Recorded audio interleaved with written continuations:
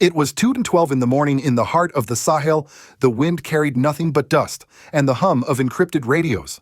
From Gao Mali, a signal pierced the quiet, an urgent message racing toward the regional command center in Ouagadougou. Somewhere in the dark, a convoy of unmarked trucks had slipped past checkpoints, no license plates, no transponders. And yet the men driving wore the clean, bright vests of international aid workers, the kind that makes border guards wave you through without a second glance. But something was wrong. The drones watching from above showed heat, unnatural heat, seeping from the sealed cargo holds. The manifests claimed seed grain and fertilizer. Any farmer could tell you seeds don't sweat. From 2015 to 2020, cocaine seizures across the Sahel averaged just 13 kilos a year. By 2022, that number had exploded to over 1,400. And tonight, the stakes had multiplied again. This wasn't a few hidden packets. This was 10,000 kilos, 10 tons of chemical death rolling quietly under the flag of charity. Captain Ibrahim Traoré had a choice: stop them early and risk an international storm, or let them cross into his soil and shut the border behind them. For the first time in West African history, a leader chose the latter. 6 hours of total lockdown. No aid, no trade, no exceptions. Who had the audacity to hide poison under a banner of goodwill? And why had no leader before him dared to break the no inspection clauses written into foreign aid agreements? Stay with me, because this isn't just another police bust. It's a story about power deception and a young captain who refused to bow his head. Where are you watching from? Drop your city in the comments. And if you believe Africa has the right to inspect every single shipment, no matter the logo, hit subscribe, because the silence ends here. The first image on the infrared feed was ghost-like, a line of trucks sliding through the Mali night, their outlines blurred by heat shimmer. No plates, no convoy lights, only the faint reflectors on their trailers betraying their movement. They weren't rushing, they weren't hiding. They moved with the steady confidence of men who believed nothing could stop them. The route was familiar to anyone who had studied the Sahel's long history of war and resource extraction. Once it had been a lifeline for petroleum convoys during French military operations. Now it was a half-forgotten dirt artery still marked in international records as low risk, a leftover classification from another era. And that label made it dangerous. Low risk meant low scrutiny. What the drone's cameras showed next made seasoned intelligence officers sit forward in their chairs. The drivers and escorts wore the branded vests of European development agencies. One bore the emblem of Agro-Sahel International, a group supposedly defunct for years after a failed medical supply operation in Niger. Another vest displayed a logistics outfit long linked to post-conflict relief in West Africa. The trucks themselves were painted white and bore large decals of crops and smiling farmers. On paper, they were delivering seed grain and fertilizer for seasonal replanting, but the thermal scans told another story: a consistent, unnatural heat radiating from the lower cargo holds. At 2:37 a.m., the encrypted call reached Captain Ibrahim Traoré in Ouagadougou. His response was immediate: maintain full visual tracking. Do not intercept until they cross into Burkina Faso. It was a calculated risk. Intercepting on Malian soil could spark diplomatic fallout. Mali's northern corridor was covered by an inspection exemption, a relic of a 2013 aid agreement that allowed certain convoys to move without being searched. No one in power had challenged it before, but Traoré was willing to wait. Let them cross the line, then lock the gate. For the next 14 hours, the convoy crept south. Drones kept constant watch, relaying speed stops and refuel points. Every detour was logged, every pause marked on the map. By late afternoon, the Sahel sun had baked the road dust into the paint of the trucks. They were minutes from Burkina Faso's northern line. At exactly 16:03, the first truck's front wheels crossed into Burkinabe soil. That was the moment Traoré gave the order that would ripple across continents, seal the northern border. All of it. 6 hours. No exceptions. Within minutes, 12 outposts received the lockdown directive. 11 satellite relays carried the command into every corner of the defense grid. Aid convoys, commercial haulers, even domestic buses all halted in place. For the first time in modern West African intelligence history, a sovereign government had shut down a multinational corridor without clearing it with Western liaisons. Phones began ringing in Ouagadougou. French security advisors, EU development officials, even encrypted inquiries from old UN monitors, all went unanswered. The intelligence team had no interest in explaining themselves mid-operation. The convoy, now stranded just inside the border, came to a full stop. The drivers refused conversation. Engines idled in the dry heat. By 1946, the operation had shifted into its second phase. 48 soldiers from Burkina Faso's National Counter-Trafficking Unit approached, joined by 4 Interpol coordinators and 3 cyber analysts from Ghana's Risk Bureau. A fixed-wing drone circled above its thermal imaging, locked onto the second truck. The manifest claimed the container held agricultural lime, but the heat signatures were wrong, far too high for a mineral powder. Using cryocutters, the team breached the container seal in under 20 minutes. Beneath hollow bags of lime lay crystal slabs of high-density lab-purified amphetamines. Total weight, 10,000 kilograms. Street value in southern Europe, nearly $90 million. While the team cataloged the cargo, 2 unregistered reconnaissance drones appeared overhead. Their flight pattern matched European defense contractor models used for border surveillance testing. This was no civilian curiosity. Someone somewhere was watching closely, maybe even coordinating. Among the seized items were shipping documents from Agri-Development West Africa, listing a Luxembourg address that, when checked, led to an empty office suite. The company had no staff, no phone, and a masked website registration. Deeper financial analysis linked it to a Swiss pharmaceutical conglomerate previously investigated for violating export controls on chemical precursors.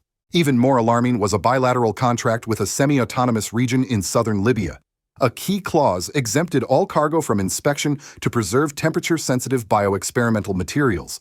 In plain terms, a legal shield for moving uninspected chemicals across borders. When the evidence was laid out, it became clear this wasn't a rogue smuggling run. It was a professional, multi-layered operation camouflaged by aid logos, reinforced by diplomatic loopholes, and protected by an international habit of looking the other way.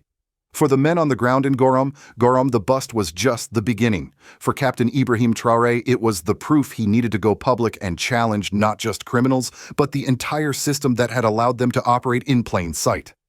By the time the evidence was secured in Gorom, the news was already leaking in whispers. Local traders had seen the border sealed. Aid convoys and commercial haulers were stranded on the Sahel roads. Radio chatter hinted at foreign cargo being stopped, but no one knew the scale.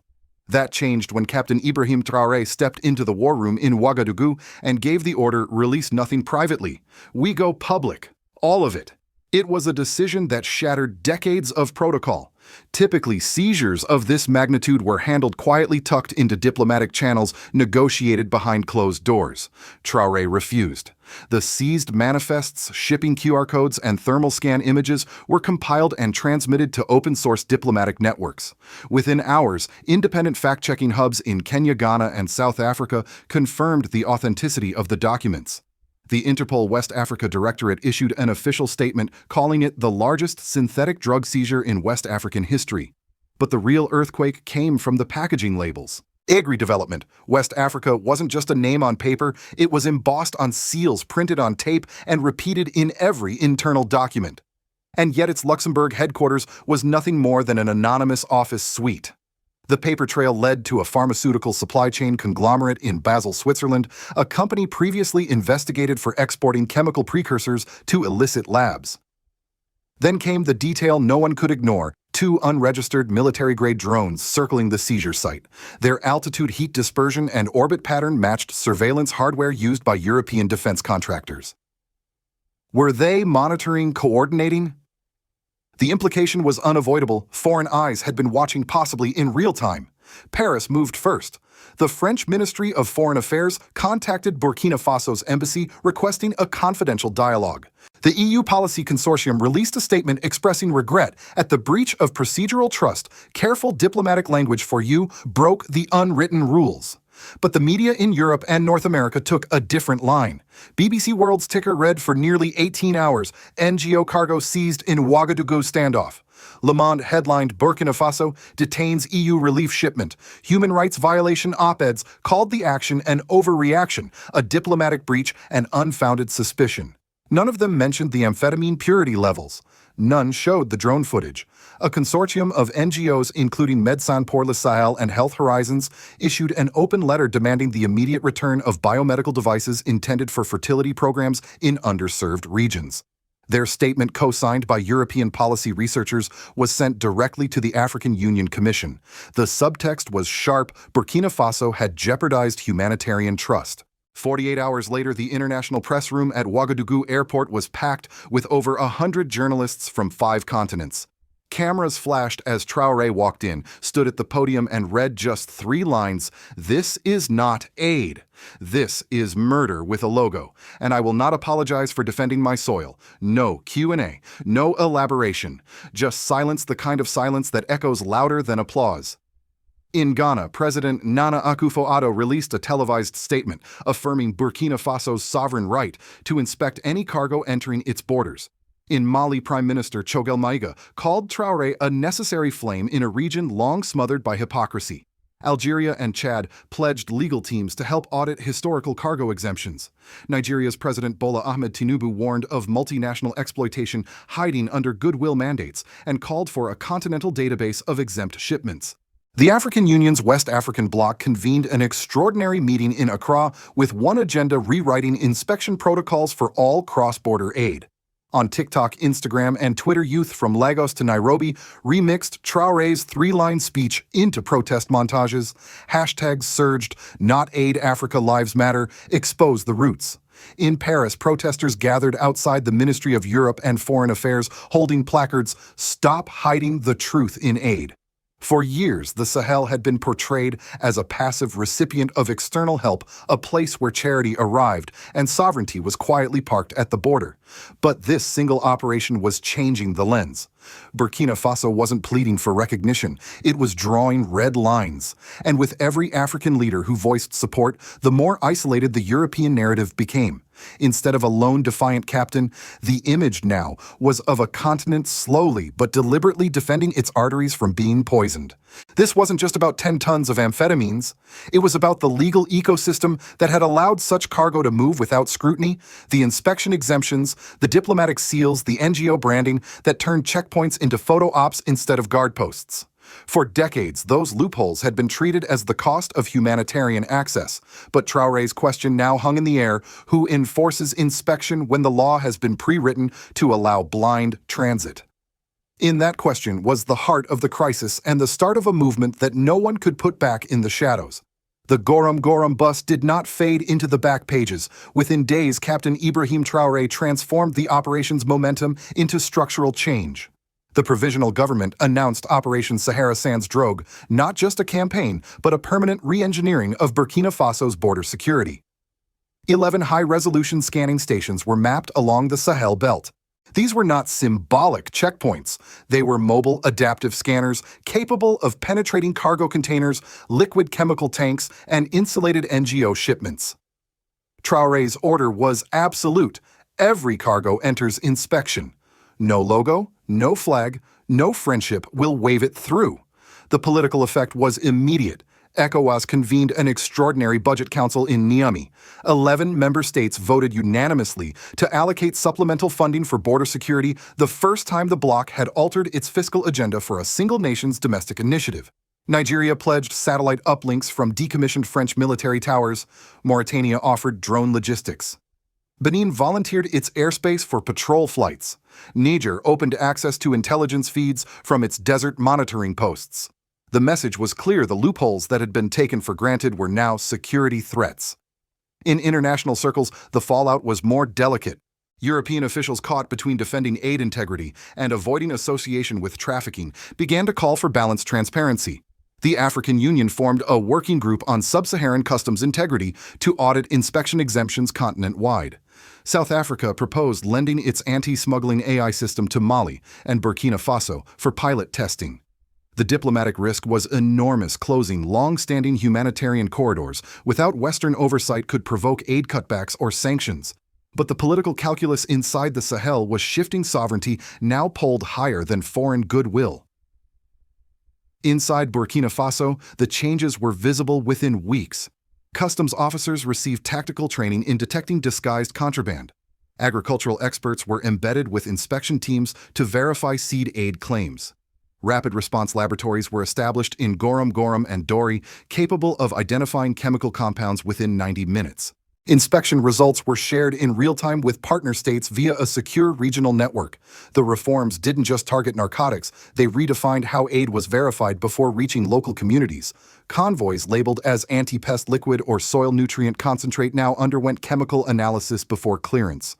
One early interception revealed methylamine with a purity exceeding European industrial regulations, a chemical precursor for methamphetamine hidden under reforestation aid. For decades, the political story of the Sahel had been one of dependency aid flowing in, resources flowing out.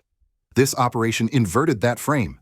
Burkina Faso was no longer cast as a passive recipient. It had become an active gatekeeper. The symbolism resonated far beyond West Africa. In regional political forms, Gorom standards became shorthand for uncompromising inspection protocols. The phrase began appearing in editorials from Accra to Algiers: if Burkina Faso can do it, so can we.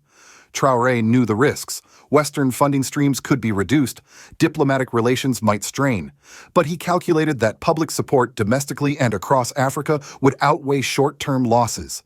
In his words, we don't just need freedom, we need a clean space for our children to breathe. This was no longer about one seizure. It was about redrawing the legal and political maps of an entire region and proving that even in the so-called blind spots of the world, sovereignty could be enforced with precision and without apology. The United States did not issue a formal statement in the days following the Gorom bust, but within Washington's policy circles, the case was dissected in detail. For decades, West Africa's humanitarian corridors had doubled as geopolitical access points, routes where American and European aid programs could maintain influence while monitoring security dynamics. Traoré's move to seal a border without foreign clearance disrupted that model. Analysts at the State Department privately warned that the precedent could inspire other African states to impose unilateral inspections on foreign aid. In a closed hearing before the Senate Foreign Relations Committee, one expert reportedly called it a sovereignty domino that could shut out oversight as easily as it shuts out crime. The irony was not lost. The same act that safeguarded borders also reduced Western control over what passed through them. Elsewhere, the story was reframed through different lenses. In Latin America, anti-narcotics task forces compared Traoré's tactics to Colombia's independent seizures of cartel-linked cargo in the early 2000s, moments when local leadership refused to wait for foreign authorization. Southeast Asian security analysts saw parallels with maritime interdictions in the Strait of Malacca, where inspection exemptions had been exploited by traffickers posing as relief suppliers. Inside the European Parliament, African diaspora members pushed for an investigation into how agri-development West Africa obtained diplomatic exemptions without EU-wide vetting. For Brussels, the embarrassment was twofold: the exposure of a European-based trafficking cover and the optics of being challenged publicly by a leader from a state often portrayed as aid-dependent. The incident sparked broader debate among global development agencies. Should inspection exemptions, long considered essential for rapid aid delivery, be rewritten? The World Health Organization, under pressure from African and European governments, issued a cautious statement calling for balanced transparency, a phrase that satisfied no one. For the United States, the long-term concern was not just about drugs, it was about influence. If African nations could self-audit every cargo bypassing Western intermediaries, the architecture of aid-based diplomacy would weaken. For China and Russia watching from the sidelines, it was an opening proof that African states could enforce sovereignty without collapsing their logistics chains. What began as a midnight seizure in the Sahel was now a reference point in global policy debates. In think tanks from Washington to Brussels, one question persisted: if a young captain in Burkina Faso can close a border, seize $90 million narcotics, and still rally regional allies, what else might Africa decide to do without permission? What happened in Gorom was more than a drug bust. It was a revelation that the same corridors meant to deliver hope could be used to deliver harm, that the seals and logos we've been told to trust can hide the very poison they claim to fight. Captain Ibrahim Traoré didn't just seize 10 tons of amphetamines, he seized back the right to look inside the box no matter who sent it. And in doing so, he confronted a question the world has been too comfortable avoiding: who watches the aid routes and who benefits from keeping them blind. The shockwaves are still moving. African governments are tightening inspection protocols. Regional allies are sharing data that once sat locked in foreign offices. And ordinary people from Lagos to Atlanta are realizing that sovereignty isn't just a political word. It's the right to decide what crosses your land, your port, your gate. But every victory invites pressure. Aid budgets can be cut. Trade routes can be rerouted. Leaders who stand firm can be painted as obstructionists. Which is why this story is not over. If you believe that every nation has the right to open every shipment no matter the logo, share this video. If you think Captain Ibrahim Traoré's stand is a glimpse of the Africa we've been waiting for, subscribe, because the silence they've relied on for decades is ending. And ask yourself, when the next convoy rolls in under the banner of goodwill, will we have the courage to lift the seal?